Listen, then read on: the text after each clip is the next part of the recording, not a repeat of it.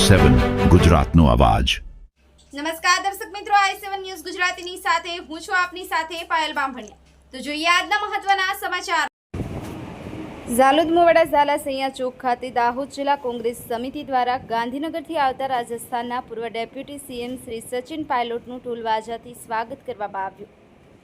મળતી માહિતી મુજબ તારીખ 13/7/2026ના રોજ દાહોદ જિલ્લા કોંગ્રેસ સમિતિના પ્રદેશ મહામંત્રી ચંદાભાઈ નીનામા, જિલ્લા કોંગ્રેસ પ્રમુખ હર્ષદ નીનામા, પૂર્વ ધારાસભ્ય ચંદ્રિકાબેન બારિયા, પૂર્વ ધારાસભ્ય ગરાસિયા, જિલ્લા તાલુકા પંચાયત સભ્ય અને કાર્યકરો તે દ્વારા દાહોદ ઝાલોદ મોવાડા ઝાલા સૈયા ચોક ચોકડી પર સંતરામપુર રોડથી આવતા અને રાજસ્થાન તરફથી જતા રાજસ્થાનના પૂર્વ ડેપ્યુટી સીએમ સચિનભાઈ પાયલોટનું દેશી ઢોલ શરણાઈઓથી ઉડતી મુલાકાતે સ્વાગત કરવામાં આવ્યું અને ઝાલા સૈયા ચોકના પૂર્વજની મૂર્તિ પર ફુલાર પહેરાવી ઝાલા વસિયા પૂર્વજને યાદ કરી સંગઠિત થવાનો સંદેશ આપ્યો હતો।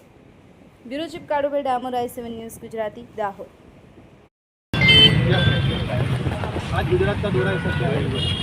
आज यहाँ पर आना हुआ खुशी हुई और सभी जो कांग्रेस परिवार के सदस्य हैं, कार्यकर्ता नेता हैं, मुलाकात की और ये पूरा इलाका हमेशा से समर्थन दिया है कांग्रेस पार्टी को। आज मेरा दौरा शहर का है, राजस्थान का अहमदाबाद से यहाँ पर मैं आया हूँ, सबसे मुलाकात की है और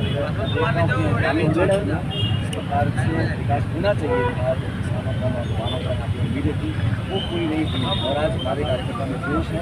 अगला मौका जब मिलेगा कांग्रेस पार्टी को ताकत देकर कार्य बढ़ाएगी।